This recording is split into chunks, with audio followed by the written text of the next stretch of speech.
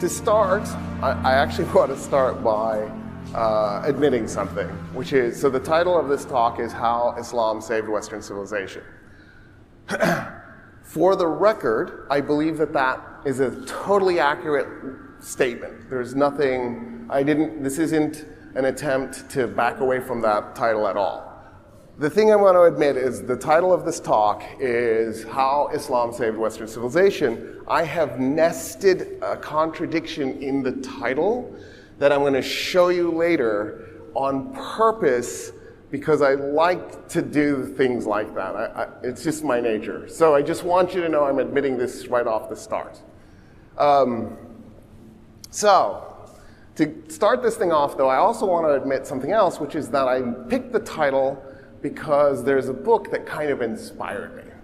But the book is deeply flawed. And the book is How the Irish Saved Civilization. I got the book, I want to say like 22 years ago, and I hate doing this because I feel like it feels like I'm picking on somebody, but the book is deeply flawed. It's riddled with two contradictions, in fact. And the reason I'm bringing this up is because those are some of the contradictions I want to tease out in this talk. So here's the premise of the book. On September 4, 476 AD, the Roman Empire collapsed. It was a very sad day. There was much lamenting. And then the Irish saved civilization because the Irish had already converted to Christianity. And Christianity, of course, is the core of civilization. And so the Irish went to Europe and converted those awful pagan Germanic tribesmen to Christianity and saved civilization in the process. That's wrong on multiple levels. The first and most obvious level is Rome didn't fall on September 4, 476 AD. So if the whole idea is that the Irish saved civilization from collapse, but it didn't collapse, then the premise is already shot out of the water. We're already in trouble. Rome fell May 29, 1453. It's almost 1,000 years later. This isn't a small error. This is a gigantic error. So that's one problem. Another problem with the premise is the following. Most of the Germanic tribesmen were Christian. So if the Irish are converting them to Christianity, that's odd. It's like when President William McKinley said, we're conquering the Philippines to make it Christian. And like 80% of the Filipino population were Catholic. Of course, what McKinley meant was to make them Protestant. But anyway, that's a different story. We're just going to genocide 800,000 of these folks and hopefully flip them over to Protestantism. Didn't work. The second contradiction, that they were going to convert the Germanic tribesmen to Christianity, is actually shockingly similar to the McKinley thing I just brought up. Not all of the Germanic tribesmen had converted. Some of them were still pagan. But the ones that had converted were the wrong kind of Christian. That's what he really means. In 325 AD, Emperor Constantine decided that Christianity was too unwieldy of a religion. It was too complicated, too mysterious. There were too many moving parts. And it needed to be toned down a little bit, in part to get rid of some of the contradictions. Like, for example, the Trinity. It was driving everybody nuts, right? How does this work? He's what? And so Constantine said, I want 318 of you theologians to go to Nicaea and figure out how to make Christianity into something a little bit more manageable, because if Rome was already majority Christian at that point, if the Roman Empire is going to use Christianity as the state religion to manipulate people, we as the politician class need to be able to know what Christianity is. How can we manipulate people through religion if we don't understand the religion? So they get together at Nicaea. They come up with a solution for the Trinity. There were 30 Gospels. They threw 26 away. They ordered them destroyed. It didn't quite work. We have the other 26.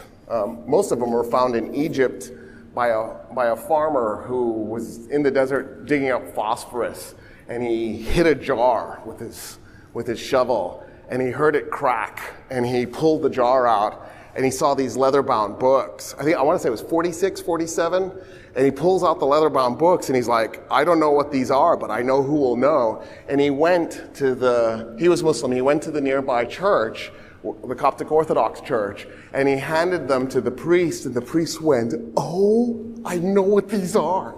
These are the 26 Apocrypha. And the church then immediately declared it a miracle that somehow the 26 Apocrypha had survived. And the Coptic church claims that all 30 Gospels are legit and rejects the rejection of the 26 Apocrypha. Apocrypha means wrong, right? So it rejects the wrong, the declaration that they're wrong. At Nicaea, the 318 also had a conversation about one other problem. And the problem was how to understand Christ's nature on earth. If he was God, then how did he manage sin, for example? There was a guy named Arius of Alexandria. He was actually from Cyrenaica. Long story. He was living in Alexandria. That's where he made his career. Arius of Alexandria went, here's my suggestion. Jesus was God, pure God, total God. As a result, he was never tempted. Done. No sin. But the majority said, no, that's wrong. Jesus was God in a man's body. The body was tempted. Therefore, he did experience what it would be like to be tempted, but because he was God, he overcame it, and there was no sin. That became Orthodox doctrine. The other part became heresy. It's known as the Arian heresy. Arian with an I, not a Y. I is Arius of Alexandria. Y is the horse people who conquered India to Ireland.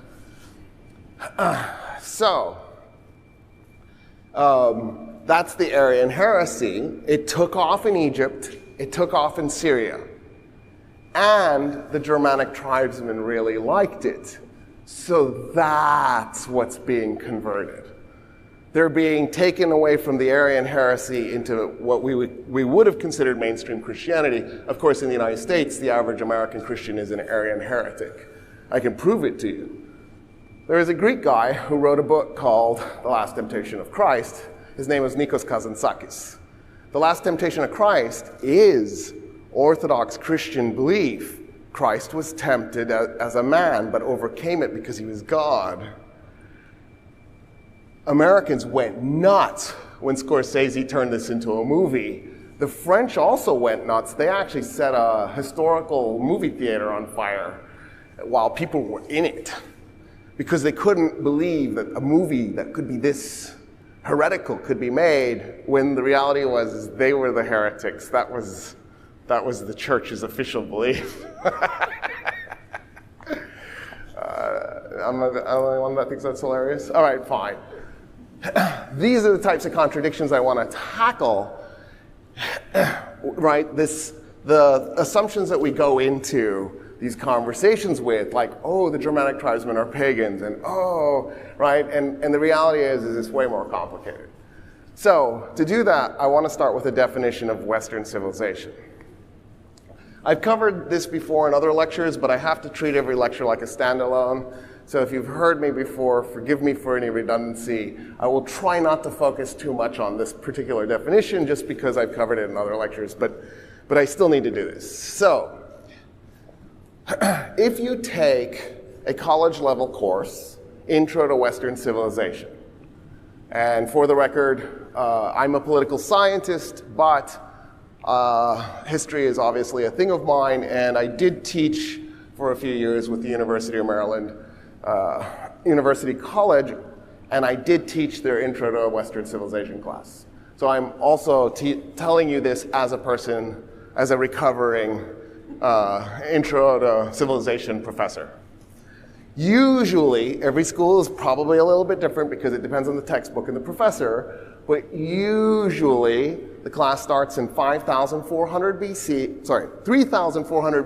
or if you're like me and you reject BC because it's confusing, 5,400 years ago. And then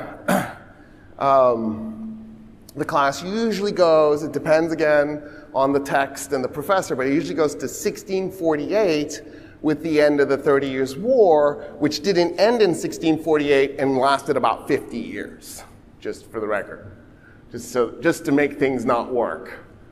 And then Intro to Western Civ 2 usually starts in 1648 and goes to the present, which I've always thought was remarkable because it shows our bias for the contemporary period, because we're going to take 5,000 years of history, 5,400 years ago, to 400 years ago, and we're going to compress that into 16 weeks, and then we're going to do 3.5 centuries in 16 weeks. It seems like an unfair distribution. We're literally giving the recent centuries 17 times the attention that we gave the old centuries. But okay, set that aside for a moment. Odds are good that your professor will start this class with maybe one, maybe two, but probably one lecture on Mesopotamia and Sumer and the beginning of writing. And then maybe the second lecture will briefly cover Egypt. And then from there, your professor is going to probably go on and spend a huge amount of time on the Greeks, an enormous amount of time on the Romans, and then the Middle Ages kick in, maybe a lecture on the Middle Ages. They lasted 1,000 years, maybe it gets a lecture. And then there'll be a lecture or two at the end of the class because the Italians go, hey, I have an idea, let's do the Renaissance, and that's a really exciting time period. And then the class ends with the completion of the 30 Years' War, when Protestants and Catholics slaughter each other wholesale in Europe. The 30 Years' War is one of my favorite wars because Spain and Sweden fight each other. You know what I mean? You almost don't need to know anything else about the war. They fought 3 battles in Germany. The Spanish army and the Swedish army met in Germany, and they beat the crap out of each other. For the record, the Swedes, while they were in Germany, plundered it. So did the Spanish, of course. You're in Germany, come on, of course you're going to plunder. And they stole a bunch of stuff from the city of Würzburg, and they took it back to Sweden, and a bunch of that ended up in museums. And the city of Würzburg, a few years ago, sued Sweden to get their stuff back from 1648. And the European Union went, no, sorry, too bad you lost it. I thought, wow. Why, you ask? Well, because if Stockholm had to return to Würzburg its plundered goods, then Berlin and London would have to return to Egypt and Iraq its plundered goods. That would have been a catastrophic event for museums in Europe, right? One of my favorite museums on the planet is the Pergamon Museum. It's in Berlin. If you love anything to do with the Middle East, it is amazing. You have to go to the Pergamon in Berlin. They have a whole Greek temple that the Germans took out of Turkey stone by stone. They have the gates of Babylon that they took out of Iraq stone by stone, and they erected it inside a building specifically constructed to have these 2 marvels inside them. And in a way, I'm grateful because you can go see it, they're intact, they're preserved. In a way, I'm horrified because these weren't German national treasures. I have actually been to the Temple of Pergamon that's in Berlin, in Turkey. I've been to Pergamon. And there's like you know where it is. It's like, wow, so I've been to both. I've seen where it's supposed to be, and I've seen where it is. The reason why I'm bringing up the class is because nested in it is a really interesting admission and then a massive omission. The admission is that Western civilization started on the banks of the Euphrates, the Tigris, and the Nile, and then they're never talked about again. That's it. Cover it for a week, and then in the next 31 weeks, we're going to talk about how amazing European civilization really was. Now, obviously, European civilization is amazing. I mean, I'm, after all, speaking a European language in North America. You don't get here and conquer 2 whole continents with at least not having a really strong propensity to violence. You know what I mean? There has to be something there. It didn't just happen. I'm 0% Native American. 23andMe broke my heart. I was really hoping I'd be, like I could have my little dances with wolves fantasy. Just, no. So, you know, here we are. Shame. So it's not to reject that there doesn't need to be a story about Europe. It's to wonder about the question, wait a minute, you started in Sumer. Now, I wouldn't have started in Sumer for a different reason. I'm a political scientist. I'm not a historian. Historians start in Sumer because 5,400 years ago is when they mostly agree, there's a little bit of disagreement, that that's when writing started. What a historian is, they're different from a political scientist. A historian believes that civilization starts with writing because a historian is a literary critic who does nonfiction. The difference between a historian and an English major is English majors do fiction, historians do nonfiction. So if there isn't something written, there's nothing for historians to talk about. I, on the other hand, don't care about that. The only thing I care about is politics. So I think government starts civilization, not writing. In fact, why did writing happen in the first place? What happened was bureaucrats were trying to figure out how to keep track of how many cows they had, how much wheat they had stored in the granaries, how many swords they had, how many horses they had. And the politician class went to the bureaucrats and said, you need to come up with some mechanism to keep track of all of this. And so the bureaucrats began coming up with symbol sets for numbers and for items. And over time, those symbol sets evolved into writing.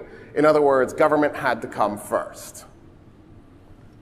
The year is 6,264, according to the ancient Egyptian calendar. At some point, an ancient Egyptian politician said, you know what sucks?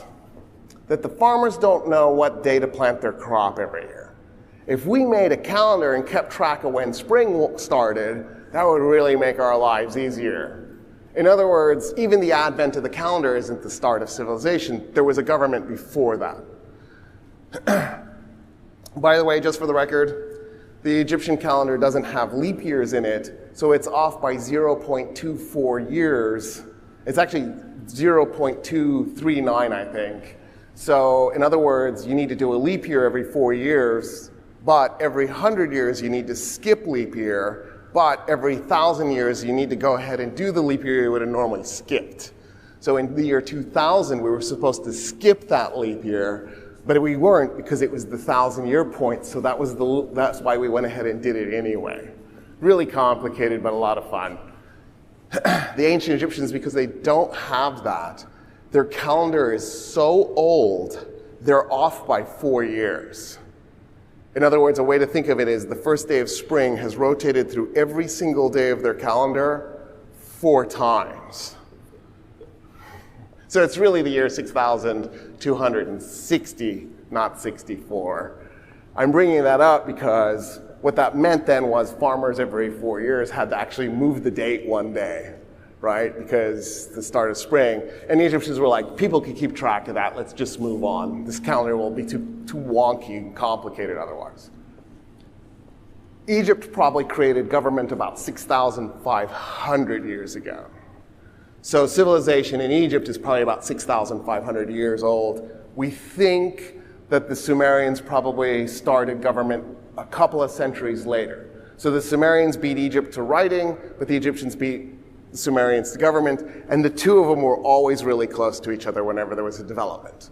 So it just kept, whoever was first, the other guy was second. Sumer and Egypt, they just kept flipping back and forth in developments. So another way to look at this is Egypt was conquered by the Romans in 31 BC. This is a pretty catastrophic event for Egypt at every level, in part because the Romans were rough. To give you an idea what I mean by the Romans were rough, when Gaius Julius Caesar the guy you incorrectly called Julius Caesar. His first name was Gaius. His last name was Julius. His name that modified his last name was Kaiser. Gaius Julius Kaiser. Julius is his actual last name. What type of Julius was he? He was a Kaiser Julius. That's how his name actually worked. But anyway, so the guy that you guys incorrectly called Julius Caesar, when he conquered Gaul, today France, he killed 1 million of the Celtic population living in Gaul. Now you go, how bad was that exactly? There were 3 million Gauls. He murdered 1/3 of the population. He enslaved another million. And then he turned and looked at the remaining million and went, welcome to the Roman Empire, Republic. Because they hadn't quite yet made it an empire. Right? That was the Roman way. Now the Romans varied in how cruel they were. So when they got to Dacia, they killed and enslaved everybody. In fact, they were so thorough about destroying Dacia, you don't know where Dacia is. It's effectively been erased from history. I'll tell you where it is. It's Romania. As in the Romans erased it from existence and then named it after themselves. And it still holds the new name. When the Romans conquered Egypt, they wanted to crush the Egyptian population. So they did things like they banned Egyptians from owning land. They banned Egyptians from riding horses. They banned Egyptians from doing anything but wearing the color blue. Egyptians had to always wear blue. And the Romans did this because they knew that the Egyptian population was going to be complicated to rule over. And then they were right. The Egyptians kept rebelling, so the Romans kept massacring them by mass crucifixions. Romans loved crucifixions, and they would just crucify whole segments of the Egyptian population and then say, look, this is going to happen to you if you keep rebelling. And of course, the Egyptians just kept rebelling. So if we decide that Egyptian civilization stopped abruptly in 31 BC, I'm happy to do that for purposes of this conversation, then by the time it got to 31 BC, Egypt's civilization was 4,000 years old. Another way to think of this is when Alexander the Great conquered Egypt and went to the pyramids for the first time and gazed upon the pyramids. The Giza pyramids, which were not the oldest pyramids, right? The Saqqara pyramids are the oldest pyramids. The Giza pyramids are 200 years younger. The Giza pyramids were 2,300 years old for him. So when he was looking at the pyramids, he was going, I can't believe this is 23 centuries old. That's so insanely ancient. He was 23 centuries ago. We are as far from Alexander the Great as the pyramids were from him. Just to give you a little sense of this. In other words, one lecture on Egypt seems probably inappropriate. One lecture on Mesopotamia probably seems like a little too much if you're admitting that's the founding of your civilization. That's a really strange thing. You could do this as an exercise. Try to figure out your favorite musical instruments, all of them, and then look at who invented them. About 85–90% of the musical instruments on the planet today were invented by the ancient Egyptians. So if you're into music, like, how can you ignore that? The rest were invented by Persians, although the Mesopotamians invented the bagpipe. Do you want me to say that again? It wasn't the Celts. When the Celts were migrating through Mesopotamia, they heard the bagpipe and they went, oh, that is a nice sound. They grabbed it and took it across North Africa and then invaded Europe. One time I had a CD with bagpipe music. I plugged it into my car. I had an Irish friend, Connor, and he was in the car with me. And I said, listen to this. And he's like, this is really strange bagpipe music. And I'm like, does it feel like Ireland? He goes, yeah, a little bit. It was Tunisian bagpipe music because the Tunisians still play the bagpipe because it never went away, right? So there are exceptions. But here's another way of thinking of this. The strangeness of the way the course is taught. It's the equivalent of doing this, having a course on English civilization. And then you're going to make it a 32-week course because you're going to have a part 1 and a part 2. And of course, English civilization, if you take the moment that the Anglos and the Utes and the Saxons are invading Britain, we're talking about a 1,400-year-old civilization. The point where the Anglos take over is not 1,100 years ago. So I don't know. Do you want to do the point where they invaded or the point where they conquered? Pick one. Go with it. And then what you do is you cover the first part of English history all the way to 1776 in the first course. And then in the second course, you just, actually no, you wouldn't even cover it in the first, you would do English history in the first course like the first maybe 2 weeks. And then the rest of the course, you just talk about the United States. You just do 30 weeks of US history. And at the end, if somebody goes, wait a minute, I thought this was a course on English civilization, you go, we are England. We are English civilization. Well, I mean, yeah, we're a piece of English civilization gone rogue, but what about England? No, that's done. They don't do that anymore. They're not English. We're English. Do you see how weird this is? How could Western civilization have been born in Egypt and Iraq and then suddenly vanished after being there for thousands of years that you don't even deign to have a conversation about? When Julius Caesar is massacring the Gauls, Egypt is already 4,000 years old. Right? Egypt had a civil war that went 170 years. The United States is what, 240? 230 something. Depending on, do you start it with Declaration of Independence or the moment the Constitution went into effect? I've never figured out which one I want. One of those two is right. Right? I mean, Egypt has a sneeze that lasted almost as long as the United States has been around. So that's another weirdness about the conversation that we're going to have tonight, is I need you to reframe the way you think about this. That this civilization that was birthed in the banks of the Tigris, the Euphrates, and the Nile can't possibly have stopped being there.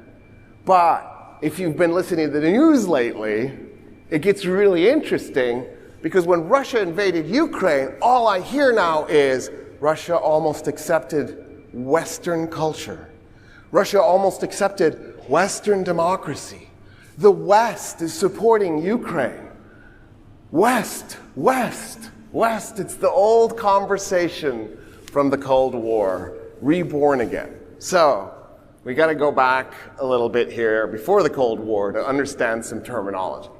When the English were conquering the world, when the English were making the world England, they didn't finish, obviously. They didn't finish. They got 40% done and they ran out of steam. But 40% is amazing. Think about it, that tiny, itty-bitty, teeny-weeny little island where they boil their steak and fry their tomatoes, where it's always raining, somehow conquered 40% of the planet. I still can't wrap my mind around it. They only ruled it for 200 years, but still, I don't even know what to make of that. That's talent. There was talent there. I'm not denying the talent. Just incredible talent, because a lot of it wasn't violence, right? The English would plant a flag, and the Indians are looking at it going, what is that? It's a flag. What does it do? It means we conquered you. And the Indians are like, oh, crap! You mean if we had gotten to your tiny little island and planted the Indian flag, we would have conquered you? And the English were like, yep, that's how this works. We got you. So there was a little bit of psyching them out, right? That was also going on. So, when the English had done this, they decided that they needed to make this idea of the East. There needed to be this concept of the East, the other, the nefarious, the sneaky, the mysterious, the strange. And so they came up with this idea of making the East being basically Asia and then going from there. Now, the Romans had this a little bit, and the Greeks had this a little bit. So it wasn't that the English made it up completely from their own minds. For the Greeks, it was the Persians. For the Romans, it was still the Persians. And so the English kind of had, oh yeah, this worked really well for the Greeks and the Romans. We want to have this for ourselves. So what they did was they named the far end of Asia the Far East. They took the southern middle part of Asia and they called it the Middle East. And then they took the western end of Asia and they called it the Near East because it was near Europe. In other words, what we call the Middle East was the Near East. What we call South Asia was the Middle East. The Near East is what we call the Middle East today. What we call South Asia today was the Middle East. But then the Cold War started. And we Americans went, we can keep this East-West thing going, but now we need the Russians to be the East, because the East is evil and dangerous and exotic, strange. So we'll make the Russians the new Near East, and we'll do the Eastern Bloc states as the new Near East. But if that's the Near East, then the Middle East can't be the Near East anymore. So we renamed the Near East the Middle East, but then we needed a new name for the old Middle East, so we named it South Asia in our new naming scheme.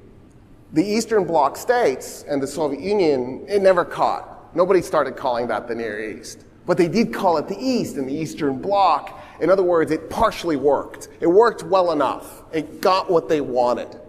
And now, in effect, what they had done was they had successfully divorced East Germany East from Western civilization in the minds of people. But this isn't the first time that somebody has divorced Western civilization from the minds of people. We had already done it to Egypt and Iraq. Right? I just got through showing you that the West was founded in Egypt and Iraq, and yet somehow we believe it's not in the West. In fact, even Middle Easterners will say it's not in the West. It's part of everybody's understanding of the world now.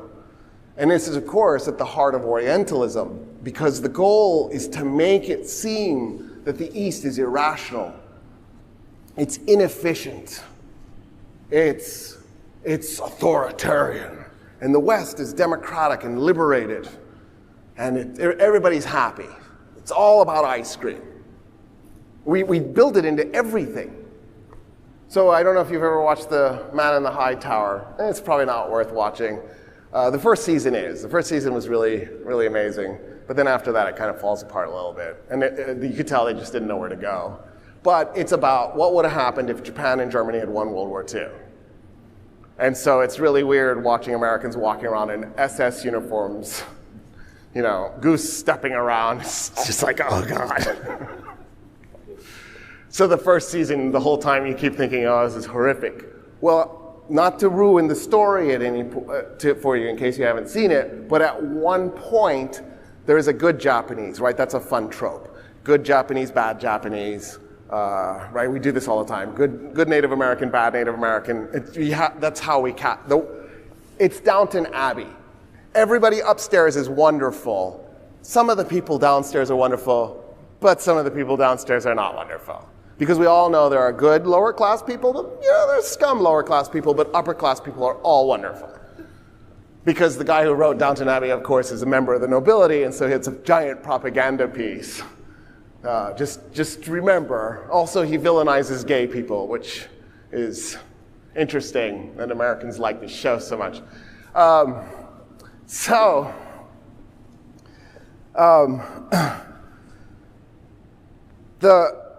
I've lost my train of thought. Can you edit this? The Near East, Middle East thing. And then, why did I get into Downton Abbey? You were talking about Orientalism and the idea that they're trying to make the others the bad guys. Oh, I know it was. It was the good Japanese, the bad Japanese. There we go.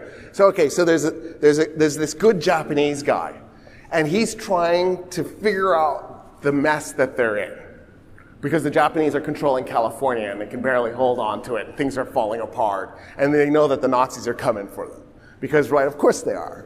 It's just, of course, why would you make it ever anything with the Nazis? They're eventually going to come for you. They went for each other, right? The Nazis spent a huge chunk of their time killing each other, trying to move up in rank. So this Japanese guy, I'm trying not to ruin this, but there's a scene where he figures out what would have happened if Japan and Germany hadn't conquered the United States. And what he sees is children licking ice cream. And I thought, really? That's what you went to? That was the big moment, the big breakthrough moment. There's balloons and there's children licking ice cream. That's the difference? That was the qualitative difference that you saw between Nazism and what we have? Surely there's something more. So now I need to get into the conversation of identity, because a part of all of this is identity. So a few years ago, I had a conversation with a Christian Egyptian woman, a Coptic woman. And she said, I'm an Easterner, and we in the East. And I was like, wow, here we go. She's saying, I'm an Easterner. She's embraced this idea. So now we need to get into identity. We do something really interesting with identity. Identity is complicated, and that's part of this problem because it's nested in the concept of Western civilization. So in other words, when I talk about Western civilization, I can't help but also then talk about identity because it plays such a massive role in the way we shape our conversations, the way we understand who we are as individuals, but also what we understand other people to be, because this is part of the otherizing process. So, this identity conversation, I want to bring up something interesting. And it'll seem weird, but when you think about it, it's the right thing to do, especially since I brought up the Irish earlier. Just to be clear, I didn't like that book, How the Irish Saved Civilization. I love the Irish. So when the English start the next round of the Troubles, when they pull Northern Ireland out of the EU, and the Irish go no, and stuff starts getting blown up, and people start getting shot again because the English are idiots and they Brexited, I'm going to be on Ireland's side. I'm outing myself right now. When we talk about American presidents, you will hear people say, Kennedy is the first Irish president. That's an interesting statement because it's a loaded statement. He probably isn't. And the reason I'm saying that is we've had 46 presidents, and 23 of them had Irish ancestry, including Andrew Jackson and James K. Polk and U.S. Grant. Now, I don't think three men walked around going, I am Irish American. But then when you say Kennedy's the first Irish president, it's kind of weird, because what are you saying? That because they didn't identify as Irish first, they're not Irish? And what we really mean is Kennedy was the first Catholic president. Right? You see what I'm saying? Like, for example, if I told you Reagan was Irish, does that come as a surprise? If you're my age, it probably doesn't, because there was conversation about Reagan being Irish in the 80s, because the Speaker of the House, Tip O'Neill, was also Irish. And so there was this weird thing where there was this Catholic Irish Speaker of the House and this Protestant Irish president, and they were hanging out and friends. And they were friends. One was a Democrat, one was a Republican, but they liked each other and they got bills passed. They worked together. So there was that conversation. But since then, I doubt very much there's been much of a conversation. In fact, Biden is Irish. He's not only Irish, but it's the United States. After a few generations, nobody's only one thing anyway. You know what I mean? You could try, but y'all ain't gonna succeed. Your children, your grandchildren, your great-grandchildren, somebody is gonna start mixed breeding. This I promise you. So we don't run around talking about Biden's Irishness. We still don't stop talking about Kennedy's Irishness. In fact, Biden's the second Catholic president.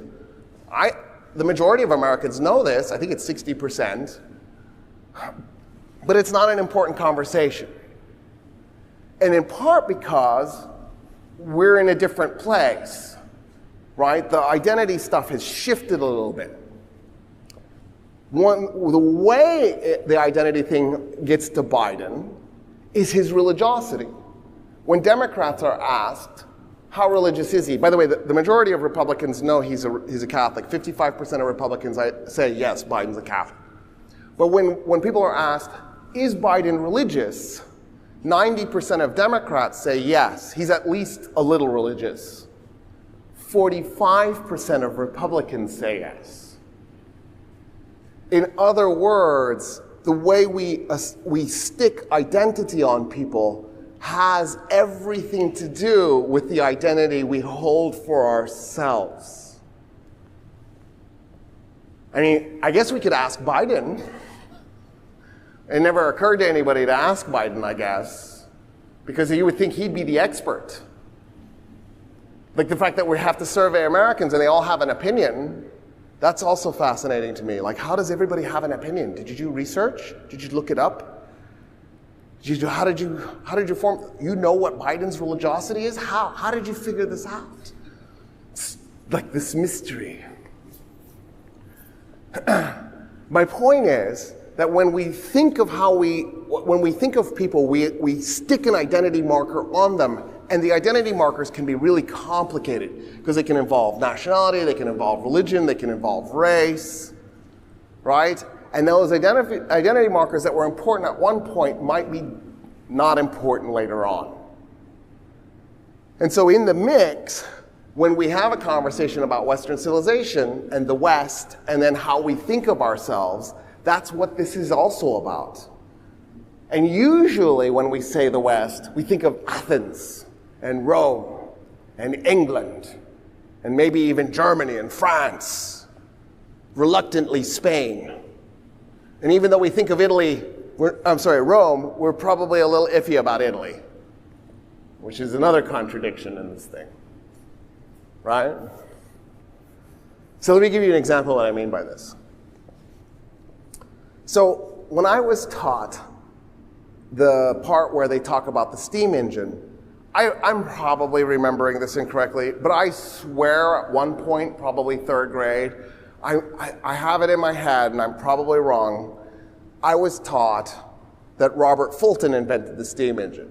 Now, the funny thing about that, of course, is the steam engine was like a century old at that point, so it'd be really hard for him to have invented the steam engine, but it's the same type of story that we did with everything, right? Ben Franklin invented the glasses. It's not true. He didn't invent the glass. That Henry Ford invented the car. Again, not true. Even the stuff that you think is true is probably wrong. It looks like an Australian family did flight before the Wright brothers, and an English guy definitely did the light bulb before Edison.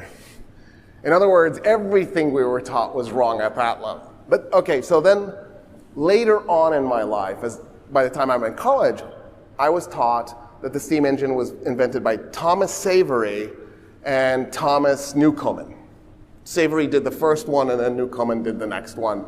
And so, you needed to mention both of them. Cool, that's interesting, but it's not true.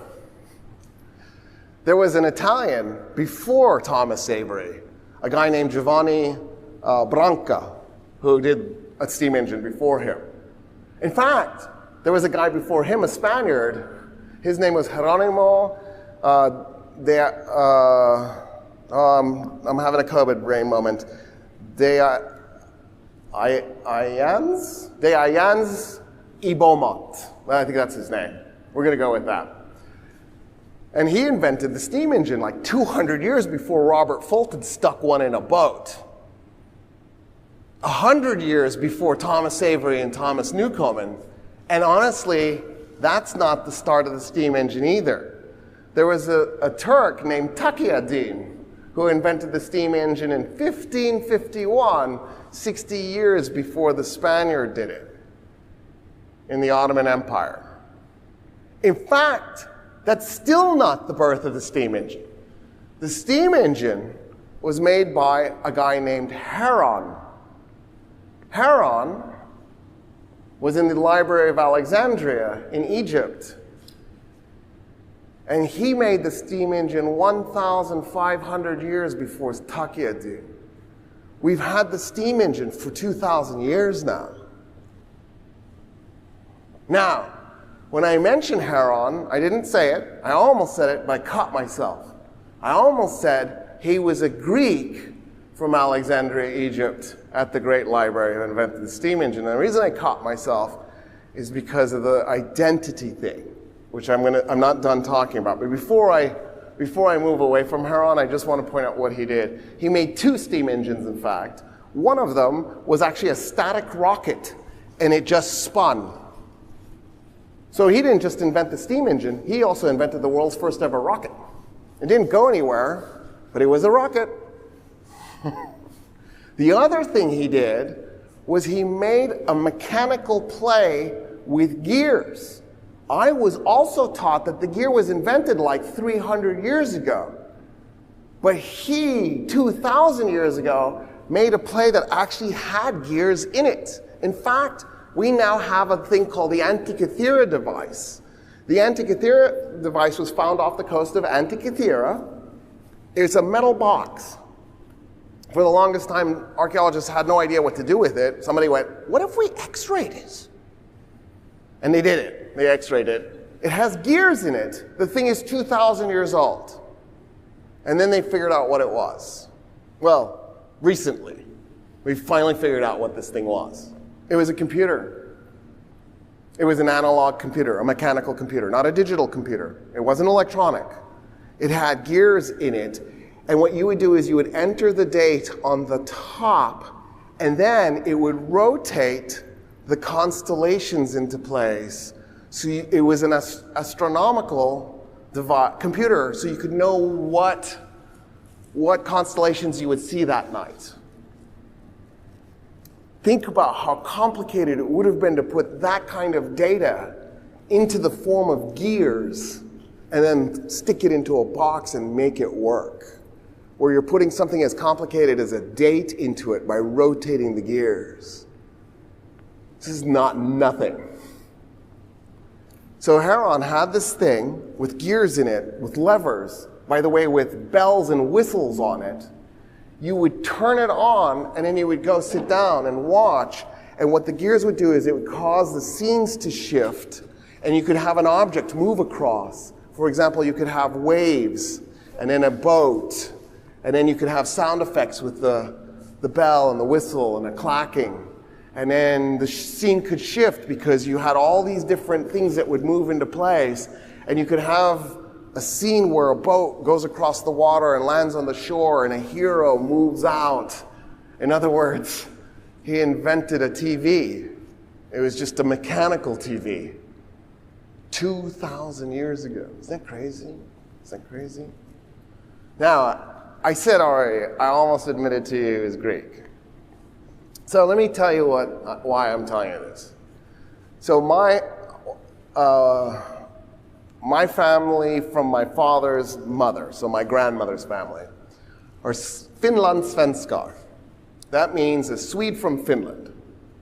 So I was raised to believe I was a Swede, because Swedes are cool.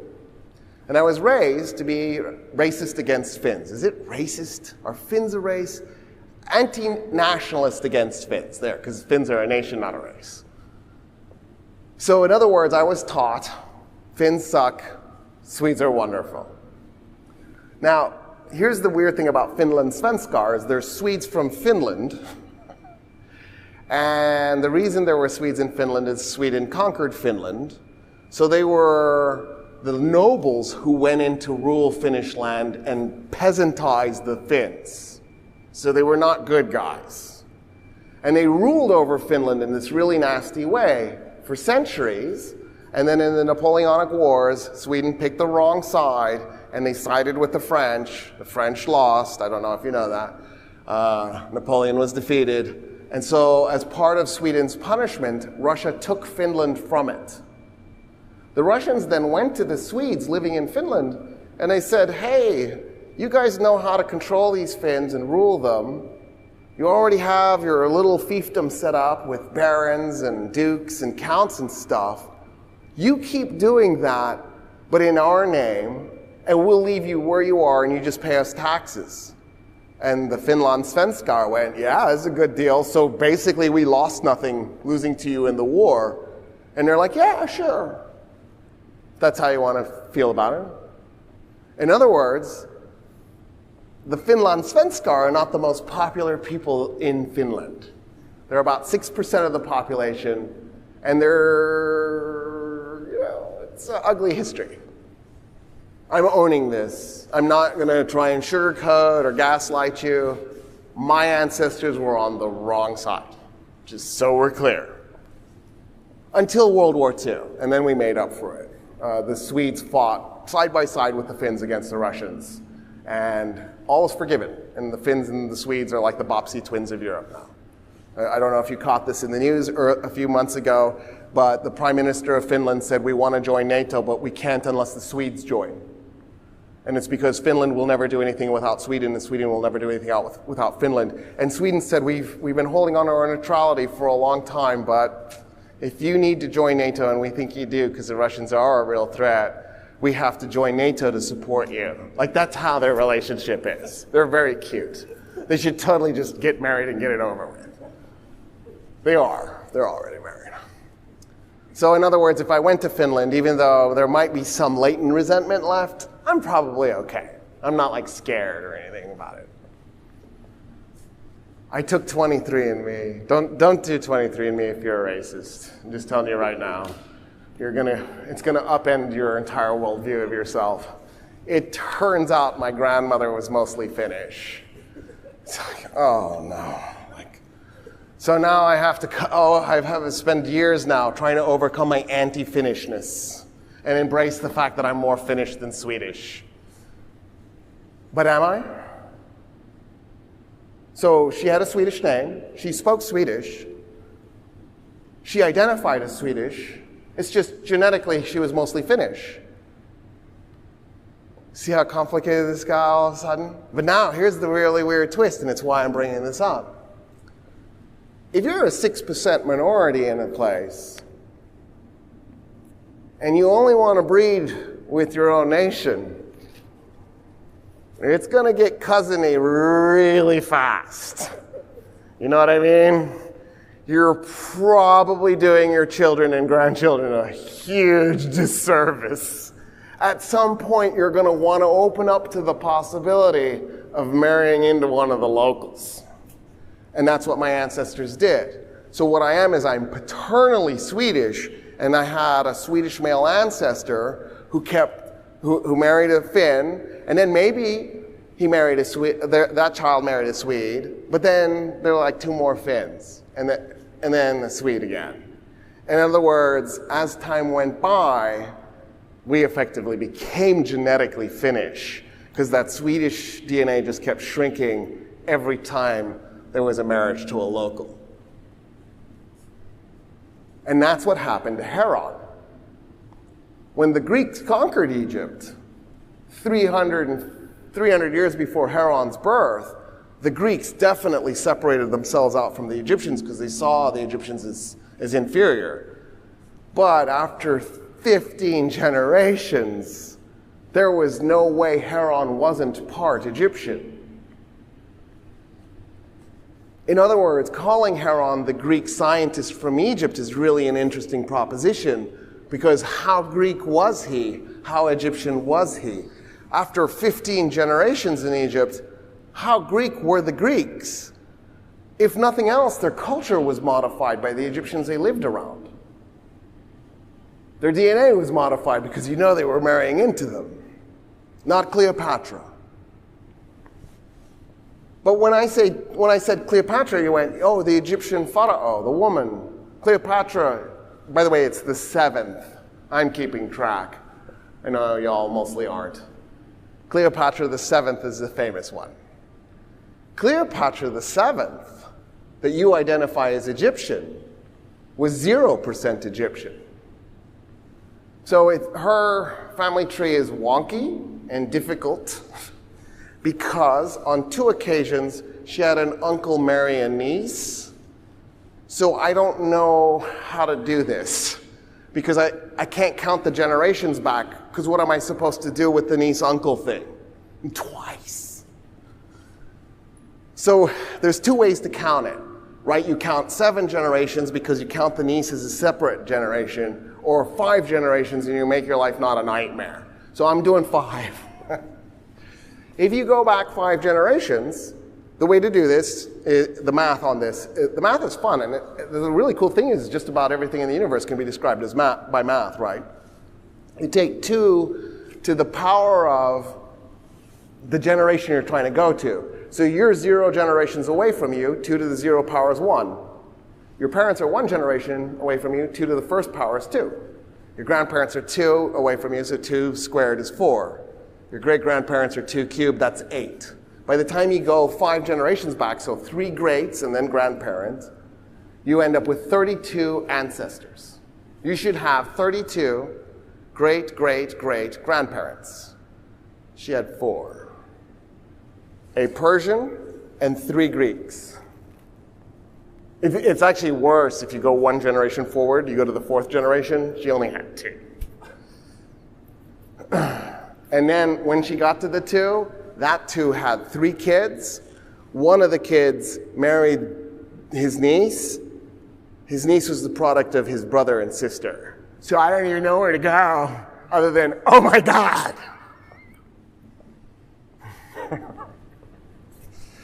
But notice what we do. We go Cleopatra the Egyptian, Heron the Greek. Heron was definitely very Egyptian by the time we got to the 1st century AD. Cleopatra was definitely very not Egyptian at all in any way, shape, or form, because she had been so secluded from Egyptian culture, because the Greeks looked down on the Egyptians so intensely that they went out of their way to inbreed to try to prevent Egyptian DNA from entering the royal family. It's intense. Here, let me give you another example of what I mean by this. The guy who invented philosophy. Some people call him Thales. Americans usually say Thales. So I'm just going to say Thales to make our lives easy. Thales, the Greek philosopher who invented philosophy, wasn't Greek. He wasn't Greek. Isn't that cool? The guy who invented Greek philosophy wasn't Greek. He lived in a Greek city. The city was called Miletos. Miletos is today in Turkey. He spoke Greek, but he also spoke Phoenician because his family was from Lebanon. They were Phoenicians. They had moved to Miletos for business purposes. He grew up in Miletos and then produced the world's first ever work of philosophy, a book titled Water is Best. A Phoenician invented philosophy in a Greek city in what is today Turkey. But when we think of Thales, we think of a Greek. When we think of Heron, we think of a Greek. When we think of Cleopatra, we think of an Egyptian. That's what I mean. What we do is we have this tendency to be selective with how we apply the identities. And that gets all sorts of messy. Okay, so now let's do this. Let's shift. Now that I've got you thinking about identity and how we're careless with it, now I want to found Western civilization. So what is it that makes something West and something not West? So this is part of the reason why my title was meant to bring out contradictions. The East-West paradigm at some level is nonsensical because it assumes that there isn't connectivity with the other side and cultural sharing. So at some level, there is no Western civilization. That's a construct that's part of our imagination. At another level, there is a Western civilization because there is a geographical region that had a lot more connection with other places than with other places. One way to think of this then would be if you made the Indus River the boundary for Western civilization. Everything to the west of the Indus is Western civilization. But that doesn't mean everything to the east of the Indus is Indus civilization, or is Eastern civilization, because if nothing else, Indian civilization is so different from Korean or Japanese civilization, right? It's preposterous actually to start lumping together. But everything west of the Indus does have strong connectivity, and here's why. It's the Mediterranean. When we think of bodies of water, we usually think of them as dividers. That's because of our bias. The Pacific and the Atlantic are dividers because they're so big. They really do divide the old world from the new world. But the Mediterranean isn't a divider, it's a connector. It has the exact opposite role. It's just small enough of a body of water that getting across it isn't too difficult. It's insulated enough that it does have tempests, which are the Mediterranean cyclones, but they're never as intense as hurricanes. The ancient world, you just didn't sail during the tempest season, which was basically fall and winter. You just stayed out of the seas, and yeah, that way you could avoid it. And so what ends up happening is the Mediterranean connects because it's a highway. It's way easier to move goods and people by boat than it is by land. Land is a pain because you've got to build a road, then you've got to maintain the road, you've got to make wagons, and the wheels are constantly breaking, and you can hardly put anything in a wagon, and then you have all these stupid animals you have to feed, right? And then they need water or they'll die. And right, so if you're trying to get from Egypt to Morocco, don't go by land, go by sea. You'll get there really fast, it'll be very efficient, and your life will be relatively easy. So what ends up happening then is all the civilizations near and around the Mediterranean end up intimately connected together. So if we accept that premise, then yeah, there is some regionalism to it, even though at some level it's still a little bit of an artificial device. In other words, I'm admitting that we're maybe doing a little bit of a stretch here, but let's do it anyway for the sake of the exercise. So okay, so we've accepted that it was born in Iraq and Egypt, and then we've created a geographical boundary for it. Now we can talk about the elements. So some of the elements of Western civilization tends to be that Western civilization was pagan with pantheons, the Egyptian pantheon, the Roman pantheon, the Greek pantheon, the pantheon that went through the Fertile Crescent. But then there's this other religion, Judaism, which was, by the way, henotheistic originally, not monotheistic. So it wasn't that the Jews said there was only one God. Monotheism says there's only one God. The Jews said there is only one God for us. Y'all have a different God. That's henotheism. It's an important distinction. It's not to say that there isn't some monotheism in Judaism today. I'm talking about ancient Judaism. They were henotheistic. A lot of Jews are still henotheistic today. So in other words, there was this henotheistic religion that then spawned off Christianity and then later on Islam.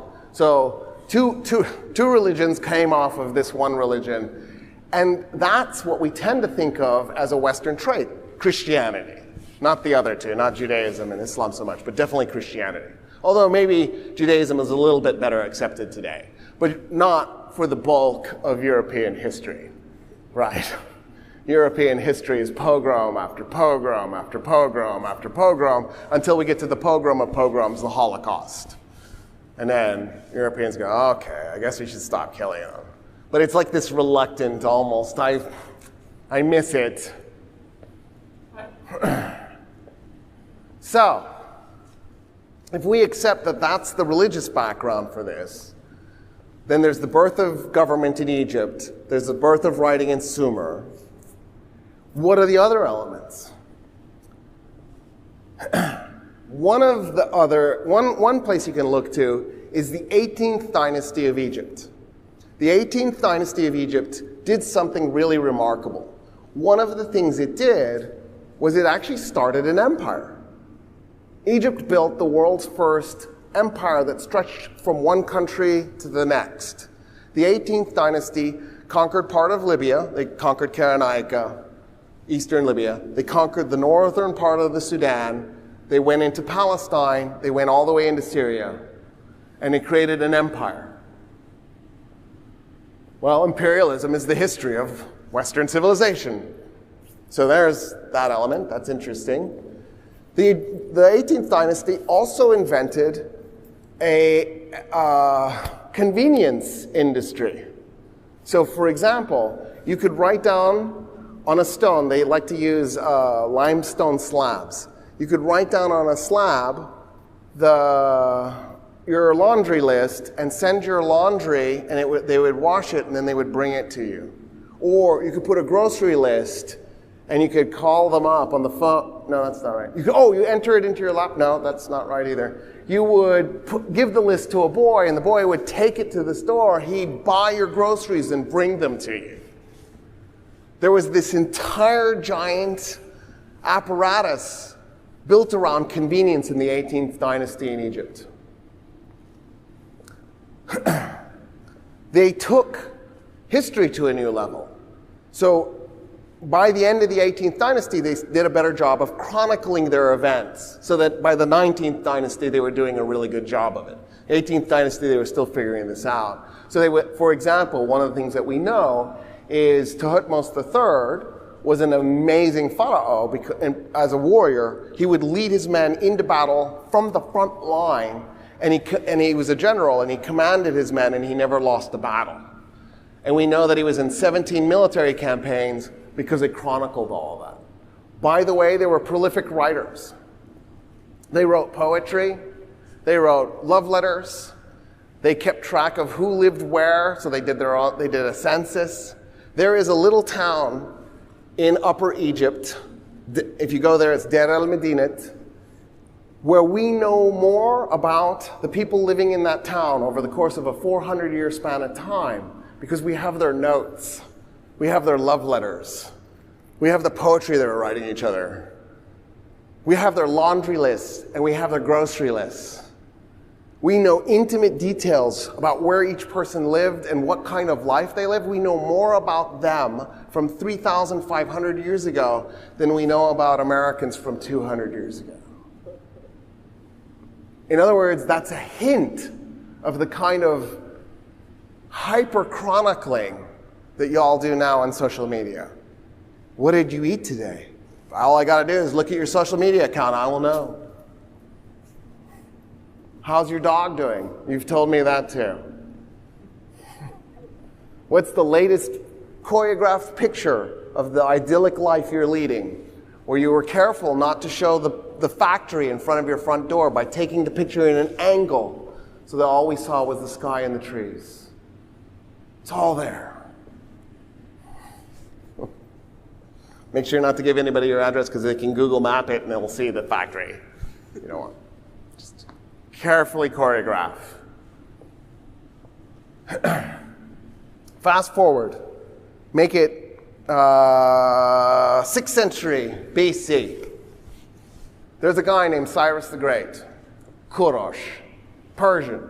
In fact, he's the guy who creates the Persian Empire. When he does it, he issues the world's first ever Bill of Rights. When I say Bill of Rights, you think Western civilization. There it is, the Persians. They beat everybody to it. By the way, just for the record, that Bill of Rights, that's almost 2,600 years old. It's over 2,500 years old. Almost 26 centuries. Banned slavery, human sacrifice, and it guaranteed freedom of religion. In fact, it encouraged freedom of religion. The Persians told everybody in the empire, if your temples are in disrepair, we will fix it for you using government funding. So after the Neo-Babylonian Empire had conquered the Jews in Palestine and dragged some of those Jews to Babylon, not to be slaves, but to live in Babylon. They were forcibly relocated to Babylon.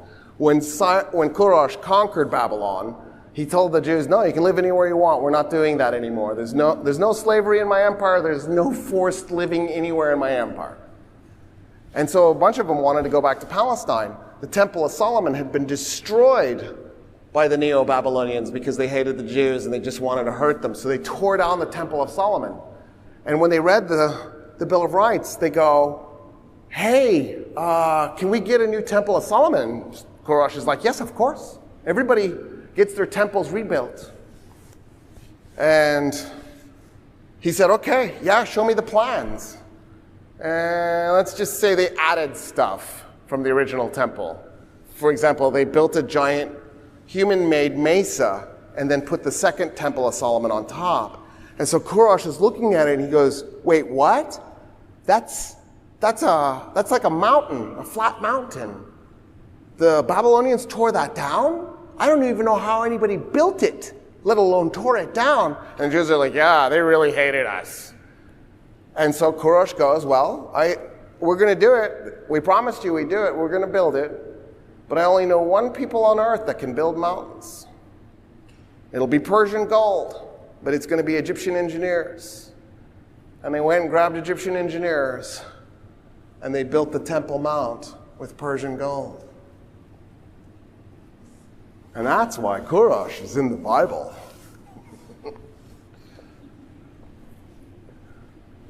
Thales, shortly afterwards, a few decades later, invents philosophy, Miletus. It spreads, it goes to Athens. The Athenians fall in love with it. A woman named Aspasia teaches Socrates. Oh, that got left out of your stories, didn't it? Socrates' teacher was a woman named Aspasia. The reason why that got left out of your history is because once we became Christian, we didn't like the idea that women were teachers and leaders. And so there was a systematic attempt to delete all the women leaders and all the women philosophers from the history textbooks. And so if you look up Aspasia, you will find people saying, yeah, she may not have been real. Why would Socrates tell us that a mythical person taught him philosophy? What's the point in even making up the story? What's the likelihood that she wasn't real? It's preposterous, but it fits our patriarchal orientation.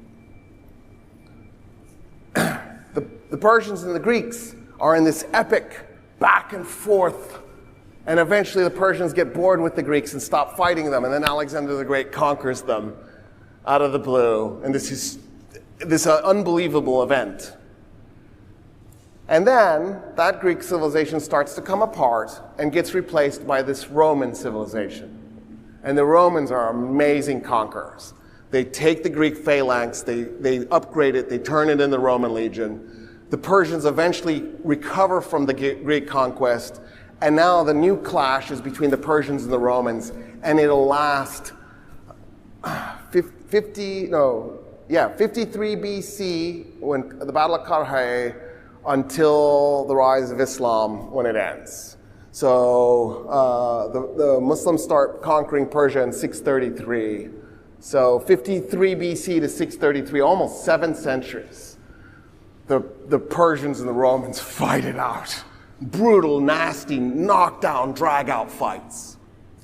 But in the middle of all of this, there's one thing that's really powerful and important for our purposes, and it's the Great Library. One of the Greeks who went with Alexander and conquered the Persians, his name was Ptolemy the First, Sotir, Ptolemy the Savior. That's the title he took. He goes and carves Egypt out of this Greek empire when Alexander the Great dies, because he thought Egypt was the best piece of real estate in Alexander's empire. And then he founds the Great Library. The idea behind the Great Library is it'll be the world's repository for information. And what they're going to do is they're going to bring books from every society and every culture there and keep a copy. And they're going to invent things. The first thing on earth called a museum was one of the buildings at the Great Library. It was a museum for all the latest advanced tech. There was no such thing as copyright. The idea was that you could go to Alexandria, visit the library, see the museum, see the advanced tech, and then build on it. But then once you built on it, you were supposed to bring your advances there so that the next generation of advances could be made based on yours. That was the idea behind the museum, not so you could stick art and ancient relics in it. It was supposed to be so that the world could advance technologically. At its height, the Great Library may have reached as many as 1 million books. I actually think 1 million is probably the right number. I've seen 2 million, feel like that's too many. I've seen 200,000, I feel like that's too few. To give you an idea of what 1,000,000 books is, the Library of Congress, the United States Library of Congress, reached the 1,000,000 book mark in 1905. So in terms of quantity of information, the Great Library was on par with where we were in 1905. Quality, no, but quantity, yes. Because right by 1905, we had flight, the light bulb, and steam trains. But remember Heron? He was at the Great Library, so they had steam. They just hadn't made trains yet. If they had had a little bit more time, they might have. But they run out of time. They run out of time because Rome converts to Christianity. Now, this isn't me bashing Christianity. I'm not in the mood to bash anybody. I just want to tell you the story, because it's important that we acknowledge what happened. As Rome switched to being Christian and dumped its pagan roots, it also started to slowly move away from this idea that it needed to be advanced technologically. And in 391 AD, it took that to the maximum level when Emperor Theodosius issued a decree declaring that the Roman Empire was not, it wasn't just that Christianity was the official religion. It wasn't just that Christianity was the state's religion. It was also the only religion. Non-Christians were no longer welcome in the empire. Jews and pagans needed to convert or leave. And when that happened, the Archbishop of Alexandria, Archbishop Theophilus, issued his own decree asking the Christian population of Alexandria to go ahead and get rid of the pagans and the Jews. They went to the Jewish quarter. Alexandria was the largest Jewish city on the planet. Alexandria is where the Septuagint was made. So the second Greek pharaoh, Ptolemy II, Ptolemy Philadelphus, had such a large Jewish population in Alexandria that couldn't speak Hebrew, so they didn't know how to read their holy texts, that he decided to commission a Greek translation of the Old Testament into Greek so that the Greek-speaking Jews living in Alexandria would be able to access their holy texts.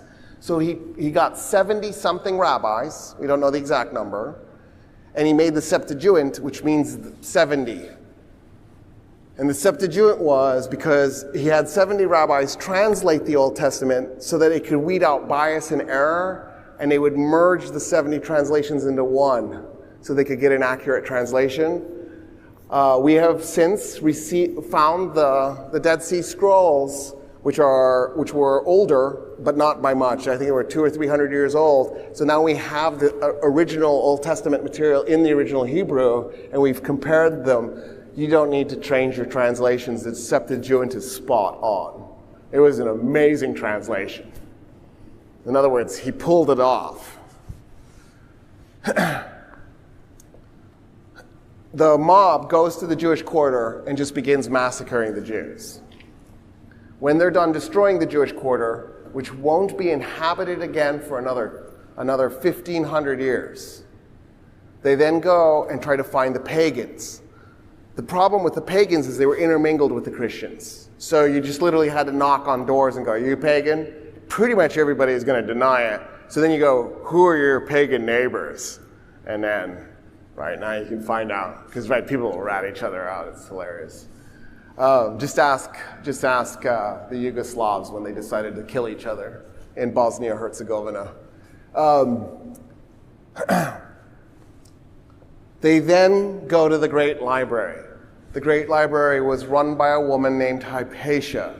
Hypatia wasn't actually technically a pagan. She was a theist, so she did believe that there was an entity that created the universe, a single entity.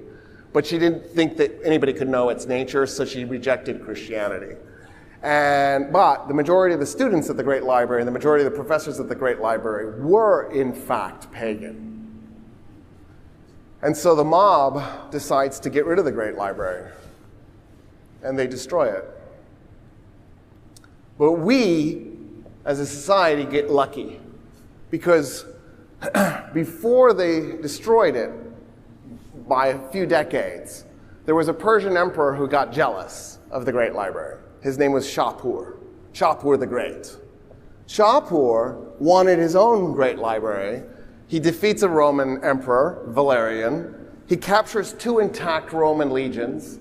He sells one into slavery in China, takes the money from the sale, and then he uses that money and orders the Roman legions to build him 2 brand new cities. One of them is Gondishapur. In Gondishapur, he builds an academy that will be the Persian equivalent to the Great Library. And he starts collecting books. He's having trouble getting Roman books because the Romans and the Persians hate each other so much, but he's having no trouble getting Chinese texts and Indian texts. And so he's adding those to the Persian knowledge. Lao Tzu, he gets Lao Tzu, one of the greatest philosophers in human history. Not him, but his books, right? Lao Tzu is 600 years earlier. But he gets his books, which is amazing, because when Qin the Great unifies India, he bans Lao Tzu and starts wiping out Lao Tzu's works. But now there's a place for them to survive. When the Great Library is burnt, a group of Romans decide to recover, and they do it at the Academy of Athens. When they do this at the Academy of Athens, that gets banned. So they get some of the books together at the Academy, but Emperor Justinian goes, nah, we got rid of the Great Library, we don't need an academy to replace it. Those Greek scholars in 529, when the academy is banned, grab all their books, they jump on a ship, they head to Syria. They cross Syria, they get to what would roughly be the Iraq-Syria border today. It was roughly where the Roman-Persian border was. And they approach the Persians and they say, we want asylum. And the Persians go, yeah, of course. Who would want to live under Roman rule anyway? These guys are crazy. And they go, yeah, not for us only. We want asylum for our books. And the Persians go, your books? And they go, yeah, we're bringing everything we have left that hasn't been burnt by Christian mobs. And the Persians go, oh, come with us. And they take them to Gondishapur, and they take all those books and they merge them in. Emperor Khusro is the guy who does this. So now at Gondishapur, they have all these Roman and Greek and Egyptian works, and they're sitting there with all these Chinese and Persian and Indian works. And they kind of recovered the loss of the Great Library a little bit. Rome and Persia keep fighting. They do one giant slugfest in the early 600s. It's a nasty, brutal affair. The Persians capture Turkey, Syria, Palestine, Egypt. It looks like Rome is going to go down in a ball of flames. But the Romans somehow get out of it, in part because one of the Persian generals decides to rebel. He takes the chunk of Rome that he captured. He creates a third little empire. Eventually he invades Persia, overthrows the Persian emperor, becomes the new Persian emperor, and is stabbed to death a few days later. And the Romans are like, wow, whew, because militarily it was touch and go there for a while. And then something amazing happens. There's a new religion. And it's Islam. The Prophet Muhammad dies in 632. That year, the Caliph, his follower, the first ruler after the Prophet, orders that the Arabian Peninsula be conquered and unified. For the first time in Arab history, the Arabian Peninsula was ruled by a single state within a year. That same year, 633, Abu Bakr launches 2 armies at the same time, simultaneously. One into the Persian Empire, one into the Roman Empire. Outnumbered, outmanned, out-technologied. There's no way the Arabs should prevail. Within a few decades, they completely conquer the Persian Empire. It was 1,200 years old at that point. Can you imagine a 1,200-year-old empire? You can't comprehend it not being there. They bring the Romans to their knees. They don't finish them off. But by the time they're done, so from 633, the moment they start the conquering, to 711, the moment they've conquered Spain, they owned everything from Pakistan to Spain and Central Asia. They built the largest empire in human history in just a few decades. 60% of the world's Christian population. The empire itself was 2% Muslim, but it owned 60% of the world's Christians. It was an empire of Buddhists and Hindus. There were even some pagans hanging around, and Zoroastrians. The Arabs were a strange conqueror population because they weren't forcibly converting people by the sword.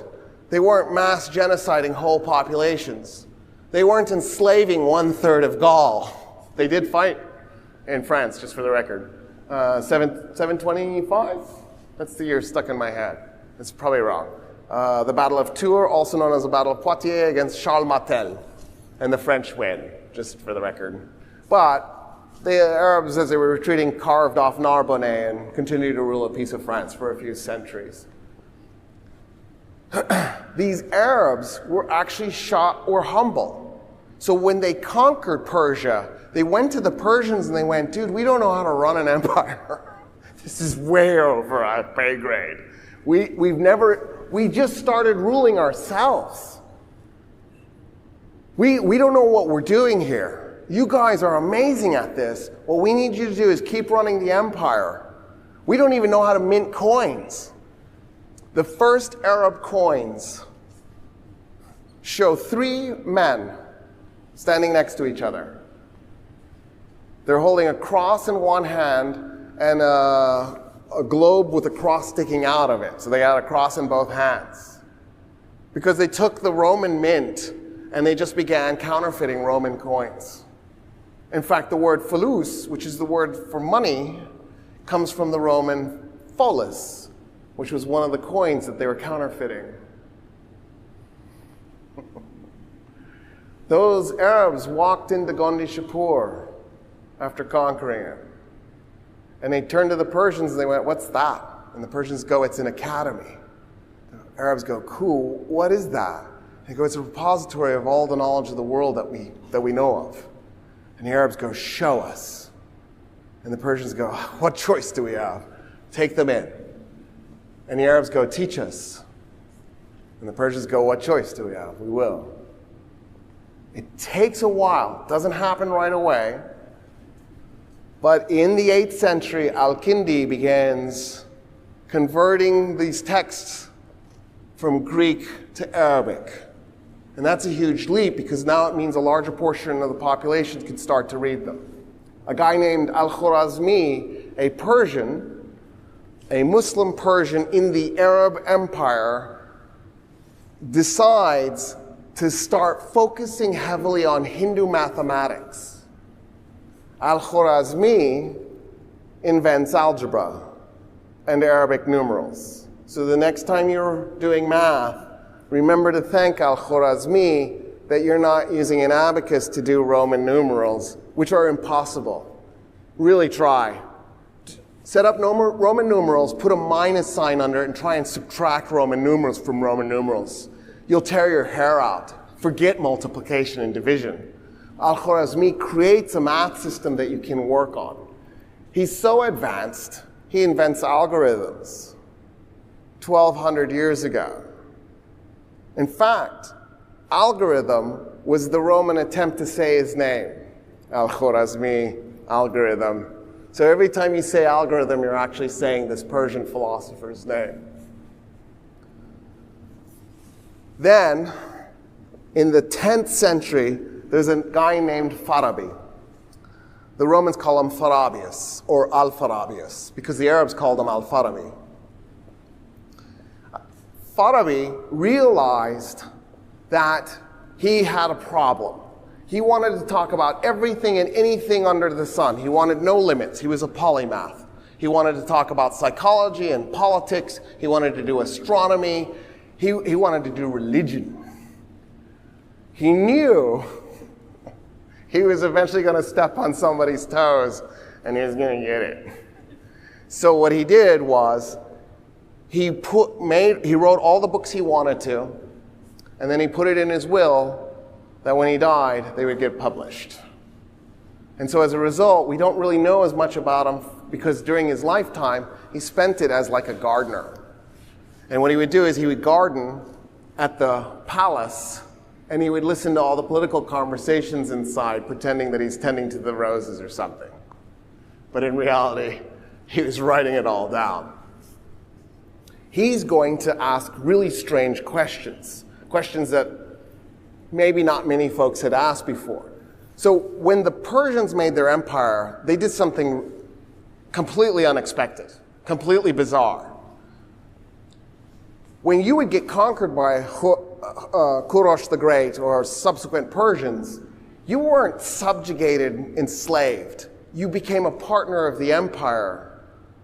In other words, you were in a good place being conquered. It wasn't that horrible, which is strange because that's usually not how it is. In fact, Kurosh insisted on the diversity being held up. If you go to Persepolis, Takht Jamshid, if you go to Persia, I went in 2002, it's fantastic. Good luck getting a visa. It was a nightmare.